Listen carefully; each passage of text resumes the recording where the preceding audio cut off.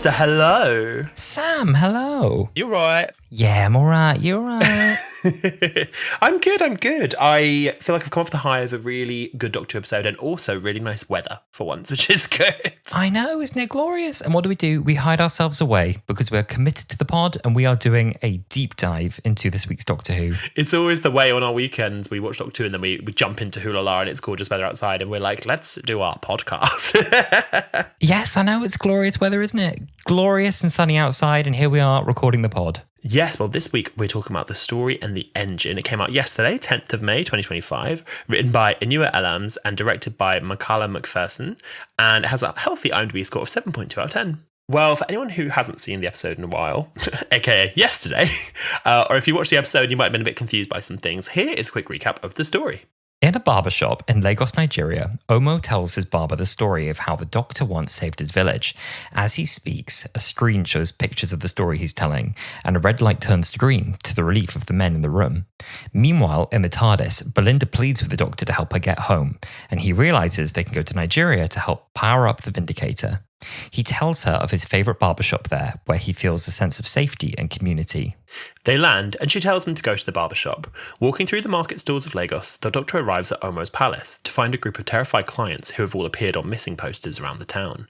He soon learns that the shop has been overtaken by a new barber who demands stories from the men. He cuts their hair while they tell their stories, and those stories fuel a mysterious engine. Once their cut is complete, their hair instantly grows back, ready for another story. A woman called Abby comes into the shop to bring food to the men, and the Doctor sits to tell a story, causing alarm bells in the TARDIS. He tells a story about Belinda, creating more power to the engine than any of the other stories. The Doctor realises Omo tricked him into coming to the barbershop to run the engine, betraying him. When the Doctor tries to leave, they realise they're travelling in space across a massive web of stories, travelling on the back of a giant spider. Belinda makes her way to the barbershop entrance, passing a mysterious little girl on the way. She arrives, now trapped inside the barbershop with the others. The barber tells them that he's the embodiment of Loki, Dionysus, Anansi, and other gods, which is met by laughter from the Doctor and Belinda. It's clearly a lie. He reveals that in reality, he followed the gods, working for them by taking their stories and preparing them for humans to recount, keeping the gods alive, as without those stories, they wouldn't exist. He created the Nexus, a worldwide web of stories, but now he seeks to destroy it to enact his revenge on the gods. The Doctor recognises Abby as Abena, daughter of the god Anansi. She was betrayed by Anansi, used as a pawn in a trade, and was abandoned by the Doctor the last time they met, when the Doctor was a fugitive.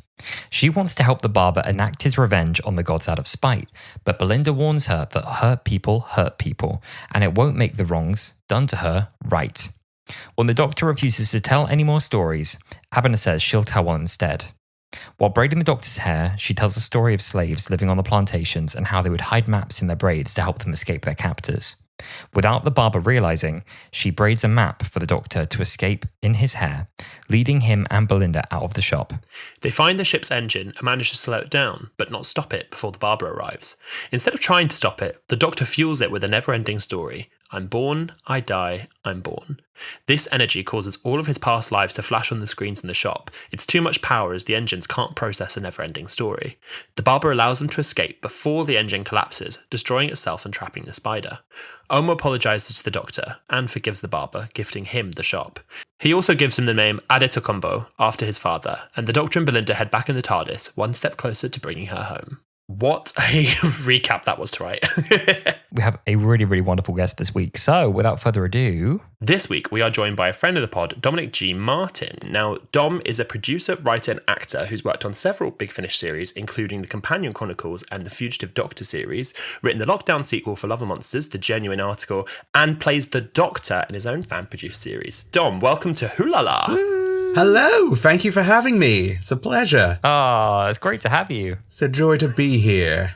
How are you, Dom? I'm doing all right. Getting by as usual. It's just very murky out there, so try and keep the energy levels up. Keep the spirits up. Keep the spirits up. I woke up about 2 hours ago and just groggily tried to pull myself together, but it's fine. How has Doctor Who been for your energy levels this week? It has consumed quite a bit of them, actually. Oh, really? Yeah. This episode took 100% of brain power to get my head around, and I think I finally got there. I was just saying to Sam a minute ago that I watched the episode about 3 times. The first time, I was like, oh, okay, that's a lot of information. I need to decipher this. Second time, straight in front of my computer, furiously taking notes on my iPhone, and you can see that there's just all sorts there. Yeah. The third time, just to be like, okay, I'm reinforcing my understanding of this like it's a PhD. I don't have a PhD. It's just an example. Maybe a PhD is like this. I don't know. But you know what? It was, I feel quite fulfilled. Quite fulfilled. Yeah. Fulfilled is a nice place to be. There's a lot to dig into this week. It's a full meal. There's a lot to get your head around. Absolutely. I've not done the PhD analysis yet, but I can feel that I need it, because I thought there was a few things I missed on the first watch, and I was like, it's fine.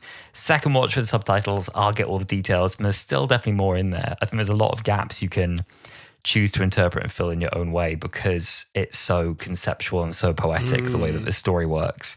How about you, Sam? How do you find it this week? I found it was a similar feeling to Dom, where I came away, I think I had a real emotional connection to it more than like a comprehension understanding on my first watch, where I finished the episode and it made me like weirdly emotional. And I was watching with Nick, who's from the Caribbean, and he was like, oh my God, a lot of the stories they're telling, I grew up with those stories. I know that. And it like all of us watching felt like a real emotional connection. But then the episode summary that you'll have heard earlier in the episode, I did take a minute when I was like, okay, let me make sure I get all of the plot points on this. Let me make sure I'm hitting all the beats, because it is one that you watch a couple times to get like full understanding. But I like that with Doctor Who. I like going back and finding stuff that I missed. And I think for me, a good episode Doctor Who isn't necessarily one that you don't have questions at the end, but it's one that leaves you talking. And I think that episode this week definitely was that. I love that. Would anyone like to kick off with their first thoughts? Dom, would you like to jump in? Okay, so, I thought it was a very fascinating episode. There was a lot to unpack. As I've been unpacking yesterday. But no, I thought the whole story was very rich thematically. It was very strong as well, culturally as well. And seeing how the Doctor, he's taken activities to give himself a community. He has been finding places, or rather like getting involved in places. So, he met Omo after saving his village from a fire, and he became entwined with them ever since. And I think that's just that feeling of connection and community that obviously Ncuti's Doctor really needs at this present point in time, especially with his previous experiences, like in, say, Dot and Bubble. Effectively, this Doctor is still new, quote unquote, I guess, to the feeling of being racially persecuted. So having that sort of familiarity around him still is what he really needed. And this episode just showing how that can be easily weaponized against him, and how there are similar stories all around. I thought it was a very fascinating, but it is also deceptively complex as well. Or maybe not deceptively, because I know a lot of people have been confused by it, and I don't blame them, because it is very much a story which you really need to get into the text, as it were. There's a lot going on, and it has a lot on its mind, which I think is it's a mark of a very strong script. Yeah. But I can imagine a lot of the things may go over the heads of, say, 8-year-olds and whatnot. But I think it's one that I really appreciate the educational value as well. And in the 60s, Doctor Who was all about being educational for a bit, and then and then again picked it up in the Jodie era, and then did it again here, really. And I appreciate that. I really I completely agree with you on the educational sense, because I think Doctor Who is at its best, and like you said, they did this a lot in Jodie's era, where they take you to different places in the world. I think of like Praxeus and how you go to so many different countries and different places. And I think having an episode, if I'm correct in thinking, I think this is the first episode Doctor Who fully set in Africa. I know we've had episodes where they've like gone to Egypt and stuff, but this is the first episode fully set there. And I think, like you said, it's a really important episode to have for Ncuti's Doctor, certainly after Dot and Bubble, where you kind of see at the end of that episode the first time where he sort of understands that he has to experience life in the body that he's in. And so with that in this, he can then find community and find people. And it's really interesting that you mentioned that you then kind of have that turn its head when you see how that can be weaponized. And I think that's really important to talk about in the show. Yeah. I thought it was really nice that he's found a place of belonging on his own. It's like a new way of interpreting the Doctor without a home in the kind of fallout of the Timeless Child arc as well, and kind of losing Gallifrey and not really knowing if he's kind of actually from somewhere else before that, and having all these hidden memories as well, and this kind of whole question of identity, but finding somewhere on Earth that feels safe and has a community, and then ultimately feeling betrayed by that person that you thought you could trust as well, and him becoming really angry with Omo as well, and feeling that he's broken that trust, and then building that again by the end and saying he'll be back for the haircut. I thought it was really lovely. I thought that was nice. And there's something as well in that conflict he has with Omo where he says, oh, you thought these other people here were more worth saving than I was. You put me in danger because, he says, I have no home, so I don't matter. Is that what it is? I thought this was a home for me. I thought I was safe here. And I thought that was just really interesting and layered conversation that they were having that was really nice. There's a lot you can kind of go back and keep analyzing and keep watching again and keep finding more meaning in. That's nice in this, and I think that makes sense, right? Like a story written by a poet. That's how it's going to be. That's the thing. The whole that whole argument with Omo, it tied into this overarching theme of being hurt people. Because obviously that was like the whole dynamic between Bina and the Doctor, and then the Barber and the gods, and the Doctor and Omo. It was a recurring theme across the entire episode, and I thought it was very well executed. Yeah.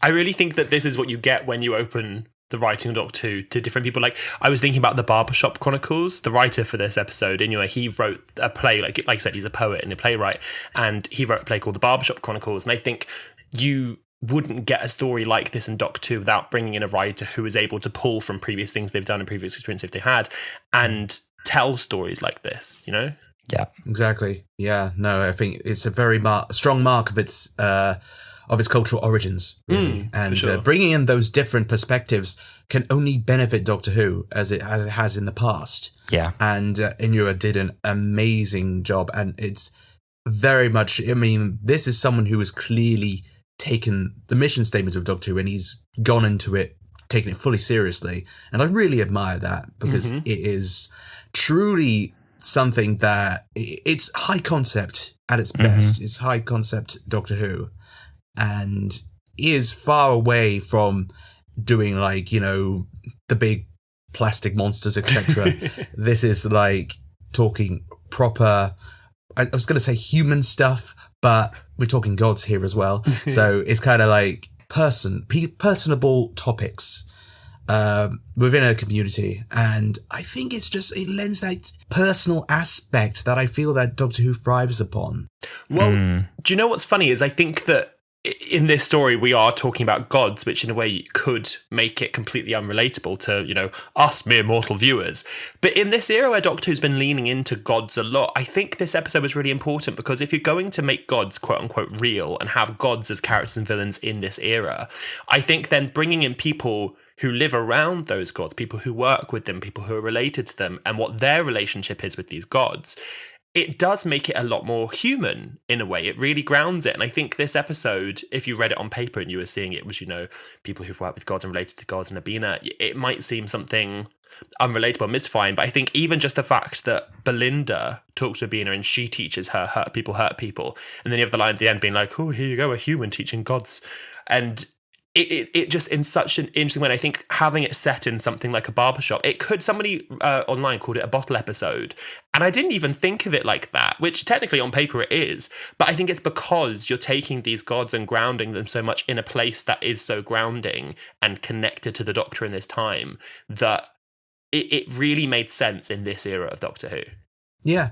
No, I fully agree. I think it's just, it was the perfect way. And also, being a playwright, it's very much Inua's strengths. Just that sort of one location and go with it from there. Focus strictly on the characters and have this small scale, not adventure per se, but this small scale set of conversations. It was very Star Trek: The Next Generation as well. Yes. I really love that show, and I really love that the nature of sometimes it can be just cerebral, the plot lines, and Doctor Who thrives upon them. Obviously, it can't do it all the time, but I feel like when it just pushes the boat out and goes for that, it can sometimes pay dividends, really. For sure. Yeah, this is one of those very, very lovely examples. Yeah. It's funny, I didn't think of it like that, actually, as it is a bit like a play, isn't it? Like, when it happens in that kind of, it happens across kind of like 2 rooms in a way. You could stage this. You could stage this. And it's one of those really few Doctor episodes that you could. Midnight's the other one that obviously comes to mind. I'm sure there's other examples. I can't think what they are off the top of my head. But there's definitely episodes that could be plays in Who, which is always really interesting. I think Base Under Siege ones work well. And I guess this is kind of Base Under Siege. Barbershop Under Siege. With some good set dressing, you could probably turn Heaven Sent into a play. Oh, yeah. Oh, that's a really interesting one. Be a one-man monologue play. It would be very, very interesting. Yeah. That would be good. Yeah, I was thinking this episode on the gods theme, it feels like we're really stepping firmly into not just fantasy, but also into mythology now as well. And Doctor Who creating its own mythology seems to stretch back now through the eras, in that it seems the fugitive Doctor had met the daughter of a god at a different point in time. So that's new. I mean, should we jump to that? How did everyone feel seeing the reveal of Jo Martin in this era of Doctor Who? Who saw that coming? That must have been mad for you, Dom. Oh, it's delightful. Always delightful to see Jo on screen, because she's an extraordinary talent and a really, really powerful Doctor as well. Yeah. And so seeing her, what happened with Fugitive in the past being such a focal point of this episode is really great. And it just gave even more backstory and context to that incarnation's life. Or the incidents they went through while they were on the run. Part of their era. What did it mean to you seeing them come back on screen? Elated, because Jo is the first Black Doctor, and to see her continuously get her dues is great. And the fact that she hasn't been left behind is just great, because one of my fears was that with the Fugitive Doctor that she'd just mean nothing but that cameo in that part of the Timeless Child storyline. Yeah. But fortunately, we got her for Big Finish, so she's got a series going on there, but she's still making appearances in the show, which is brilliant, because that it makes you feel like something more can be done. And with that line at the end that she said the story might be finished sometime, it means that they are still thinking about it, and I think it is high time. She's 5 years down the line. She's probably going to end up at this rate. If she makes another appearance in a year or two, she will be the longest running New Who Doctor by default. It would be high time for her to have a special, at least, of her own. Because she's still, I'd say, along with John Hurt, the only Doctor who has been seen. Well, that's a very difficult topic on its own these days. True. The only, say, main Doctor that hasn't had a role as a full-on leading their own production, as it were, on screen. Yeah. And I think that sort of thing. I know a lot of people have been saying that they want Paul McGann to get a spin-off, and I'm like, yeah, but unfortunately we are pretty strapped for budget these days. As much as I love Paul as well, he has had the special in 96 and the minisode in 2013. Jo so far has had neither. So she's made a series of cameos, but it's high time, I think, for at least one episode of her. I was thinking that the way they could do it, if they wanted to think about doing like a one-off special or a series, but they didn't know if they commit to it, budget aside, screw the budget, is, you know how they've been having some Doctor Light episodes within Ncuti's era? If they had an episode in, Knock on Wood season 3, if he sort of starts the episode by telling a story to his companion, and then that leads into, I was a different person then. And then we have a whole episode as Jo Martin's Doctor. And so it's another adventure. So it's kind of like a backdoor pilot for if you were going to then have a Jo Martin-led spin-off. Exactly. But it still fits within the storyline of that season. I always thought that would be a good way they could do it, because I'd love to see it back. That line at the end where she said, you know, as a story that might not be finished yet or might be returned to, it tantalized my taste buds. I was watching, I'm not gonna lie, I did scream. The scream I scramped when I saw her on screen. I gasped. I was alone and just went, and it just came out of me involuntarily. Yeah. I was thinking similar, like they could do a setup for like a villain even, where you say, you know, here's the Doctor defeating a god or a villain or whoever, someone who's going to come back. All appears to be well, all appears to be dealt with, but the Doctor can forget that they ever met that person, and all that knowledge about kind of how I defeated them and what I did and why I pissed them off. I have no idea. You meet them again for the first time, basically, and they'll be like, "Oh, Doctor, I remember you," and he's like, "Do you? I don't remember you." So that'd be a kind of interesting way as well. If you wanted a Doctor-like setup to a future story as well, you can do that with the fugitive Doctor, have a full adventure there and have the Doctor functionally kind of forget ever meeting that person until later on. But yeah, lots of options. That's the thing. I think that it also opens up a new bundle of questions as well, because obviously a lot of people now notice that 15 shouldn't remember being fugitive and shouldn't remember those things because of the fob watch. Fob watch is in the center of the TARDIS. So they've got to figure out a clever way of getting around that. It was the coffee. The coffee. Of course. Everything was always the coffee. It's either that or salt. There was the salt. I do like the idea that there's kind of these like residual memories maybe that might start to bleed through now and then. And this could be the start of a very interesting journey with that if they decided to revisit it. You know, that kind of like, I know that face. Where's that face from? Stories leaking through. Yeah, that'd be nice. You know, like, you know, you threw away the fob watch, but maybe you don't have that much choice about what starts to come back. You're right. Yeah, the story's leaking through. There was a little line there when we seemed to see Captain Poppy back on the street, and the Doctor explained that as stories leaking through. So maybe that is what that was. Maybe that was his own story leaking through from the past. Yeah. Oh boy, that's a prime for a story like The Last of Us or something. Yeah. I was so confused because I saw the kid, Poppy, obviously not realizing who it was. And then after the episode aired, I went online and I saw everyone like, "Oh my God, I bet it's Poppy, And I was like, oh, come on. Like, there's no way. It's just some little girl, whatever. And then I checked the credits and it was credited as Poppy. And I was like, who? I was who? What? Yeah. And so I remember it's not a leak or anything. There's an officially released photo of the Doctor and Belinda. It looks as though it might be in the Interstellar Song Contest where they're like sat down on a ship somewhere. And I swear there's like a little sign that says like the SS Poppy or something, like Poppy's name is somewhere. So I had wondered if she'd come back, and I feel like we've probably not seen the last of her. But it's just so interesting. It's the last thing I'd expect them to bring back. Like, it wasn't the best received episode. I mean, obviously I know they filmed them back to back, but it wasn't the best received episode of season 1. So I'm curious to see what they do with the return of the space baby. Yeah, that's kind of the thing where it's just like, oh, well, we've filmed that, we've got to commit to it now.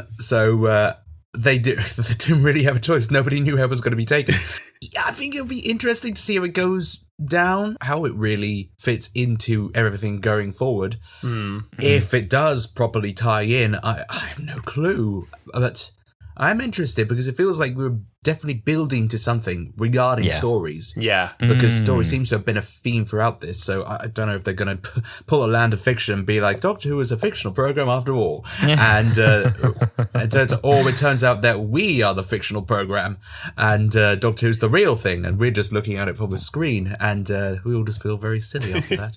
I think that's the thing, is it left it very open-ended at the end of Lux, whether the fans are make-believe and whether we're make-believe. I think Doctor Who's the real thing and we're the false thing looking in. I think that was quite a fun way of doing it, that maybe the world of Doctor Who is the real world and we're just outside peering in. I quite like.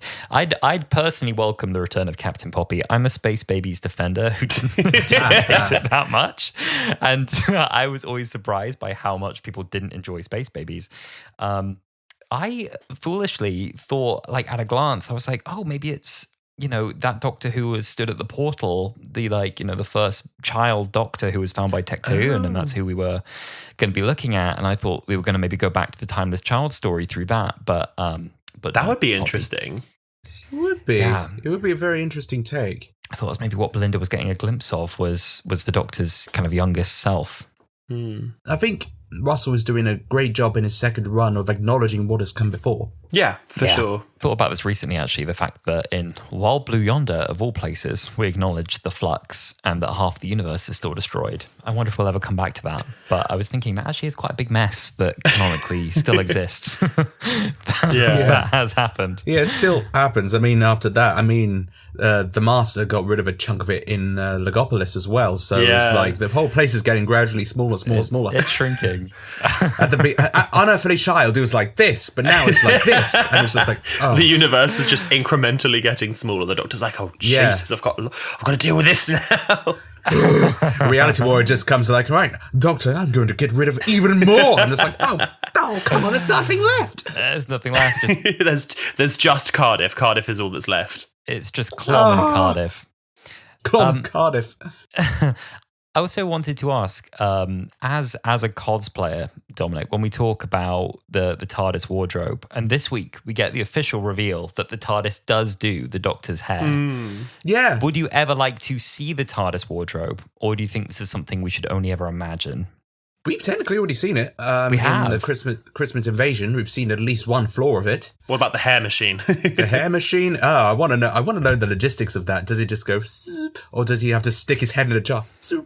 In Chitty Chitty Bang Bang, do you know the bit where Dick Van Dyke puts the hair machine on it and he like rides the bike and it ends up burning a hole in the guy's hair? That's how I imagine it. It's just like some robot in the car. It's the Vlinks. The Vlinks is just like on a bike cycling the hair off. That's the thing. I mean, he seems like Shooty's Doctor has been going through wigs, but also his actual hair has been growing, but is also shrinking again. And it is the consistency in hair, which is intentional, is very interesting, especially since, between, say, The Well and this one, it just seems to have grown up a bit, so it implies the passage of time has been quite significant for him and Belinda. Poor Belinda, who just wants to go back home and just to her neighbour's dead cat. Still burnt on the floor. I feel like in the Moffat era, in like an 11th Doctor story, if there was to be a TARDIS hair machine, they would explain it as pushing your hair forward through time while the rest of your head stays the same. I feel like that's the kind of Moffat-y explanation he would give. Like, when they cook a Christmas turkey with the time winds in the TARDIS, that kind of feels like the same kind of logic. We're just exposing your head to the time winds. It's perfectly safe. You might grow an extra nose, that kind of thing. What about my scalp? Very it. Oh, God. To take it back to the barbershop for a minute, I thought the cast in this episode were amazing. It kind of leans into what you were saying, Dom, about how this would be a great play, because with a different set of cast, and I think the same with Midnight, with a different cast, it might not work. But with the cast we get in this episode, it was so, so great. And I was really interested in Abina's character because obviously we didn't know who she was at the beginning of the episode. It was clear that she was working with the barber, but she seemed a lot more human, I guess. She was bringing them food and she was there to care for the people in the barbershop. And she clearly had empathy. And I mentioned it earlier, but that scene between her and Belinda, where she's telling her, hurt people. I think that echoed really, really well Omo's betrayal of the Doctor, where he's had, hardship done to him. So he takes this person that he cares about and sort of betrays him. And I like that the Doctor, there's been comments in this era that, the Doctor cries a bit too much or he's a very emotional Doctor. I don't personally see that as an issue, but I like that the Doctor doesn't hold back, because the Doctor in the past, especially pre-14th therapy, hides his emotions and keeps them close to his chest. And I liked that he was so open in that moment because that was how he felt. He was like, never speak to me again. You have betrayed me. That's the thing, yeah. I really like that. And as well as that, he did start to tear up, but he held it back. He went straight into pragmatism to distract himself. And he opened the door, and you could make an argument that he wasn't thinking terribly rationally because he was emotionally compromised. Exactly. Yeah. Honestly, I think that it's a very strong aspect, almost as if it's a commentary on the use of crying in this series. Yeah. Like when it doesn't allow himself to properly open up and feel all the emotions, but instead just pulls himself back. That's when he makes the fuck ups, and he's like, no. I think it's very powerful in a way. Yeah. And then I like at the end of the episode, he has that moment of realizing, okay, I understand why you did what you did. I might have been a bit over the top, and he kind of has that very short moment with him at the end where he forgives him for it. I think that was needed too. Yeah, absolutely. I love that read that the emotional release is necessary. Like, if you don't have that, then you do something very stupid, like fling yourself out into an infinite nexus of stories. Yeah. Because you open the door too quickly. Yeah, exactly. What did we think of the giant spider? He opens the door and suddenly sees the giant spider crawling across like the World Wide Web. I thought that was a cool little metaphor. The World Wide Web, until the humanity turned it into something uglier. Which is true. He's not wrong. He's coined the phrase and he's now just gotten rid of it. I like the design of the spider. He looked really, really cool, actually. Yeah. It was definitely intimidating, I would say. No, I thought it was really cool. And also the spider in itself isn't evil. It's kind of just an engine to get from A to B. Yeah. And it was cool to realize. Yeah. Yeah, like in the trailers, it looked like I think I'd assumed that like one of the gods was this spider, and so to see that it's actually this mechanical like story engine was very cool, and I liked that. It was interesting as well, this idea that like the barbershop was in two places at once. It was simultaneously like sat in the same place in Lagos, and it was also in space, but it's also not in space in a traditional sense, is it? Because this is kind of a web connecting everything. Nexus. The Nexus, yeah. Yeah, so it's sort of inside a kind of other dimension altogether. Yeah. I like that it's one of those episodes where there isn't really a villainous villain. So you've got the barber, you've got Abina, and you've got the spider. And like you said, the spider is just an engine created to get from one place to another. And the intent is, bad. It's an intent on revenge and destroying the gods. But you realise that both Abina and the barber are just, again, hurting people. Yeah. And so by the end, Abina sort of helps the doctor and leads them to the centre of the engine, the heart. And even the barber, lets everyone escape and is given forgiveness by Omo. And you kind of see... I just love Doctor episodes where then it's not just like, I'm evil and I want to destroy everything for the sake of it. You have a real understanding. You kind of almost side with the villains. You understand why they're doing what they're doing. And I like that by the end of it, we're all kind of on the same page morally. Yeah, because ultimately the barber, he did all that work for the gods only to just get thrown out tactlessly. Yeah, exactly. And so that's gonna really hurt someone. You could feel like your work is being used and then you're not getting the credit, you're not getting the appreciation, you're just being thrown to the wind. Like, everything you've done, that means nothing now. No, exactly. You just have to cope with it, or you can do something about it. And he chose to do something about it, which was get revenge and take them all down. He chose to make a spider. Yeah. I was quite pleased to find that the barber isn't himself a god when he does that first reveal, and it's like, I've had many names and I'm all of them, and I'm Loki and I'm Dionysus, and then they laugh and they're like, well, you're not. Yeah. They're like, all of them? Really? Are you sure? I like that. I was quite pleased to find out that this wasn't another god in the season, but someone, as you said, Sam, I think someone that actually grounds the gods a bit, and it's the people that operate around them. Was a much more interesting story to tell, I think. Definitely. Yeah, for sure. I think specifically as well, I really like Dabina because in so many of these stories of gods, both in religion and outside of religious contexts, you hear gods doing terrible things. Like, I think of, like, in Christianity, the story of Isaac, where God was like, hey, I'm going to need you to sacrifice your son to appease me, and then you'll prove that you really like me. And then he was going to do it. He's like, oh my God, no, stop, you don't have to do it. I don't believe you do it. And I like seeing, if you are, like I said earlier, in this world where gods are real, and they are doing the things that we tell in these stories from the Nexus, the practicality of that, and seeing, like, these people that call themselves gods are doing terrible things and people get hurt by that. And so I like, again, like I was saying earlier, that Abina doesn't have villainous roots. She's just wanting life to be a bit fair, I think, and get comeuppance where comeuppance is due. And I like the metaphor of a human teaching her humanity. Yeah. I think it's very touching in a way, and it's a recurring theme that, again, you see in shows like Doctor Who and Star Trek, that sometimes that sense of humanity can be necessary to ground a higher being of sorts. Yeah. Like, sometimes that perspective, like we've seen it in Doctor Who multiple times, the Doctor needs someone with him to be able to ground him all the time. I mean, with Donna for the Doctor, or even say like Rose and Martha as well. Amy says it in the Gunslinger episode where she's like, this is what happens when you travel on your own for too long. Yeah, exactly. Like, just like that. And he needs someone to be with him, or even like Yaz being with 13 as well.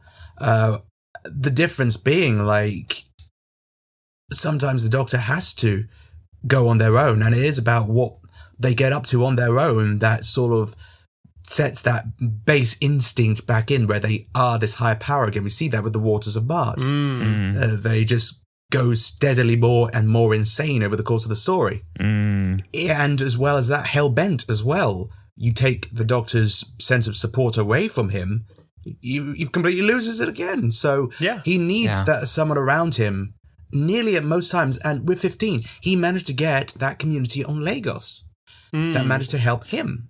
So the Doctor always needs someone to help him, or he will not be a very good person. At its root, that's it. That's it. It's a really interesting way of looking at the two-way relationship. I like that the gods without a story will die.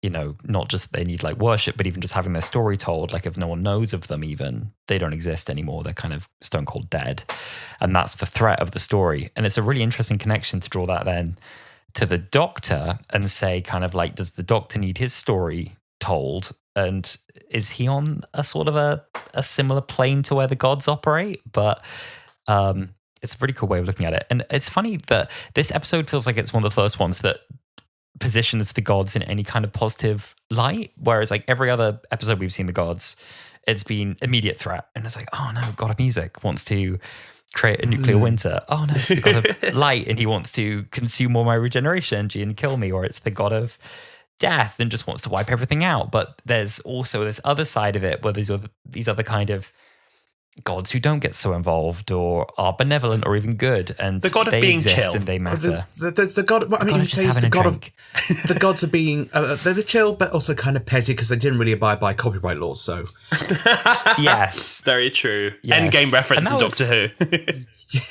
Yes, and that was a nice metaphor as well, and that ultimately the story is also about credit, right, for artists too, and there's a piece in that, I guess, and then I guess in the real world, what do the gods represent in terms of people who don't credit people for their stories? There was a nice kind of real world message in that too. For sure. Absolutely. Yeah.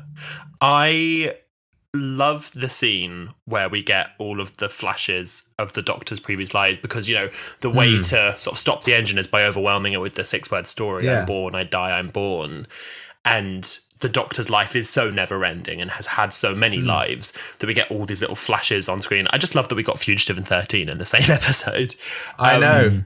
But I've realised in that I am a greedy, greedy little boy, because then I still wanted to see Cybermen and Weeping Angels on the screen where he started listing them. I was like, show me them now. Yeah. An image of an angel becomes an angel. Can't do that. That's a different story. Maybe not the angel, but the Cybermen I want to see. There you go. Yeah, exactly. the barber is just there cutting hair, and suddenly there's an angel in the corner, and the barber's like, what the? Have you got a story? It was like, oh, Dalek whipping it. Oh, shit. The Doctor starts telling the story of Blink. And it's like, that might have been a mistake, actually. Well, that was absolutely epic. Yeah. That would have been I was greedy enough to think when he said Dalek, I was like, oh, new Dalek now? Not now. I thought, I've been very impressed, actually, that already people have gone through all the moments that come up on the TV screens and all the sounds. There's a video clip already on YouTube, and they've sourced every single one, which like is one thing. But then there's in the far background during one of the scenes, there's one of the TV screens, and it is so out of focus. It is so blurred, and it is pixels on the screen, and they're like heaven sent, and they've matched it. And you can see it's the same because the gradient is like just matches, and you're like, how the hell did you see that? But what happens when you're so Doctor Who brained? Yeah, we're all so Doctor Who brained at this point. We can just recognize it just like that, and it's either a skill or it's a federal crime. I'm not sure which at this point, but it's a curse. I saw a tweet and it said, did you know that Belinda is currently the only companion that can't be linked through previous companions to Susan and Barbara? This will change when she meets Mel in the finale. And then someone else quote tweeted, they were like, Doctor Who fans really all are like this, aren't they? Technically, that's incorrect because Monday is the... okay. You can link it to Monday. Monday is the you know descendant. What? And then, you link it to Monday and then link it to Ruby and then you can link it all the way. There you go. Sorry, Tweeter, you are ruined. Doctor Who fans really are all the same. We are. I've just proven the point. We're all the same. Oh, dear. I also thought Belinda was great in this again. Like, she's really proving her companion chops reluctantly. I'm glad they set the intention at the start again, just like, you need to get me home. Like, they keep coming back to it. They're like, she's not moving past this. She's not enjoying the journey. She still wants to get back. But she is such a good companion as well. I love when a companion is left alone in the TARDIS and forced to work out how it operates. Like when Clara has to use a psychic interface at one point in time. Yeah. They've got rid of that, the gooey bits that she has to stick her fingers in. And on this one, it seems to have now developed a bit of voice control. It's got Siri, like TARDIS show source. And I like that a lot. I think Clara's voice controlled it in that little mini-sode as well, where she was like looking at pictures of previous companions. So it's got... I like when the TARDIS is able to interact a little bit back and forth with the companion, because the Doctor's like full manual with it. Yeah. But I thought she was great. I was worried that she was going to get Tegan'd at one point and just be stuck in the TARDIS for the whole episode. And I was like, oh, don't keep her in there the whole time. Yes. So I was glad they let Amy in the lodger. Yeah, they let her out. And it was nice as well to see some more of her backstory. I was interested to see the Doctor, when he told his story, it wasn't a story of himself, it was a story of Belinda. But I like that because, again, it just even more rounds this very fully fleshed character anyway. And I'm glad, I liked that was where we got our little Mrs. Flood cameo, because I was like, where is Mrs. Flood going to appear in this story? Is she just going to be someone in 2019 buying of something from a vendor in Lagos? But no, I was like, okay, that makes sense for her to be the neighbour in that scene. No, it was lovely to see that it deepens her backstory a bit more and showing how dedicated she is to her job and everything. It really was, because we didn't really see much of Belinda doing her job. No, we didn't. We saw more of Martha doing her job in Smith and Jones, but we never really saw more of Belinda being a nurse. Yeah. And to see a bit more and to see what the lengths that she'll go to is very touching. And I think it really is a good way of expanding upon that character without needing to grind the plot to a halt. Yeah. Yeah. And it's a nice way of showing that Belinda is special in her own right without the Doctor too. Like, she will spot things that other people wouldn't see. She offers a level of care that others wouldn't necessarily bother to do, even when she's on the way out the door and it's her nan's birthday. The one thing that people are theorizing around this, and it's not something I think I would have picked up, but they're sort of saying a lot of people don't think Belinda's family is real.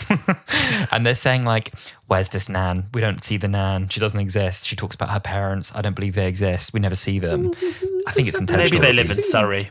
Yeah. I mean, I think it's a wild card theory that the family doesn't exist. But that's been coming up a bit this I'd week. be very surprised, though. I guess, I mean, she is so far the only RTD companion where we haven't really met their family yet. Yeah. No. So there's still time.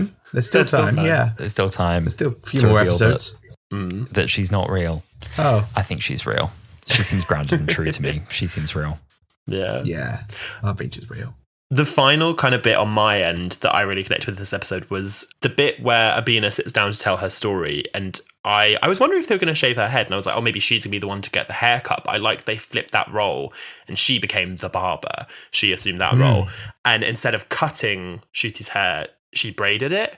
And having that, in of itself, I like flipping the barber role, but then her story being about the plantation slaves and the story of how it links back to what you were saying earlier, John, about how this episode can be a really educational one for people. Yeah. Because so many people, I'm sure, don't know that story about how the slaves would braid the hair to have maps that wouldn't be caught. And in doing that, that then links to this Doctor where he then has the map to get to the heart of the engine. Yeah. And in that scene where he sort of runs out with Belinda and the camera kind of flips to the bird's eye view shot and he feels the top of his head and you kind of realise that's what's happened. I just thought it really was just like, it was a very emotional scene and it really connected with everyone that was watching it when I was watching. Yeah, it used education and it made it part of the plot. Again, it didn't grind the plot to a halt. Yeah. But it really informed the events going forward, and I really liked that. I thought it was really touching. I thought it's a great history lesson as well in its own right. But it was I just loved how they incorporated that as well, and just that sort of mirroring. It was delightful. It was nice. It was, yeah. I just really admire everything that Inoue put into this in regards to Black history. Yeah, because it's clear that there's a lot that we want to explore, and there's a lot he managed to get through without it feeling forced upon or like, it was just very, very well executed, I thought. Yeah, it was a packed and layered story, and I think the fact you can get through 3 watches and still feel like you've not found everything says a lot. Yeah, I got real chills, when there was that kind of camera tilt up and he starts kind of feeling his head and he gets to the next part and then he feels his head again to feel the next turn, and it was something as well that only this Doctor can do, and I think that's what's also quite powerful about it, is that it's something unique that only this Doctor can tap into. Exactly. I think it was just a very powerful moment. I'm glad they never did it with David Tennant. I'm glad they didn't break David Tennant. Wouldn't have been quite the same. No, not really. Ooh. Well, thank you so much, Dom, for joining us this week on Wholala. It's been absolutely lovely having you with us. Are you excited for next week, the Interstellar Song Contest? Yes, I'm looking forward to seeing how that goes together. I mean, it's looking more like, I guess, the fun one of the series. I don't know what to expect, really. I just know, obviously, we've got Ryan Clark and Graham Norton in it, so Doctor Who fans, mortal enemy Graham Norton. So we'll see how that goes. And I do not know what to expect. It could go either way, really. Yeah. The funniest thing they could do is do an animated Graham Norton across the bottom of the screen at some point during the episode.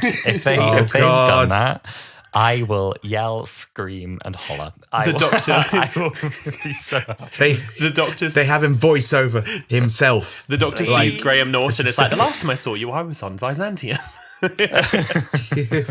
Oh, that's so funny. Well, thank you so much for coming with us, Dom. It meant a lot. No problem. Thank you for having me. It's been a lot of fun. Thank you. Oh, more than welcome. Anytime. You're always welcome back. And thank you, dear listener, for listening to another episode of Wholala. If you enjoyed it, you please let us know. We're on all social media platforms at WholalaPod everywhere. We're talking X, Blue Sky, Instagram, TikTok, and we're also on YouTube, where you can watch old episodes of the podcast, including our interview with the fans from Lux. Yes, you can. And if you enjoyed today's episode, we'd love your 5 stars. They always feel so nice. And you can follow us to get notified when we drop new episodes of the podcast. You can buy us a coffee if you're feeling generous, KO-FI coffee. And of course, share the podcast with someone who you think will love it and put it on your story. Exactly. Well, thank you so much for listening, and we will see you next week for the Interstellar Song Contest. See you next week. Bye.